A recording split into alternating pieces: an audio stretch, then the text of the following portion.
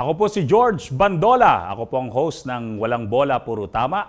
Ano ba ang Walang Bola Puro Tama? Ito po ay punong-puno ng mga balita, mga mapagkakatiwalaang balita at syempre mga komentaryo o pag-aanalisa sa mga isyung may kinalaman ng taong bayan. Definitely, ha? Definitely. Makakapulot po kayo ng mga magagandang komentaryo dito, mga magagandang pananaw patungkol sa mga bagay-bagay sa mga nakakaapekto o sa mga isyung nakakaapekto sa buhay ni Juan de la Cruz. At syempre, ng ating mga nanay, di ba? Hindi rin po namin nakakalimutan na bigyan kayo ng mga viral, ng mga balita. Kung meron man, meron kami mga sagap sa mga nakikita natin sa mga social media o sa iba-iba pa.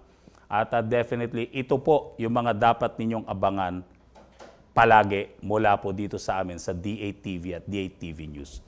Ang Walang Bola Puro Tama po, mapapanood nyo tuwing Lunes hanggang Biyernes, alas 9 ng umaga hanggang alas 11 ng umaga. 2 oras na mga balita at masayang komentaryo. Definitely, mag-e-enjoy kayo. Again, Walang Bola Puro Tama with yours truly, George Bandola sa D8TV at D8TV News.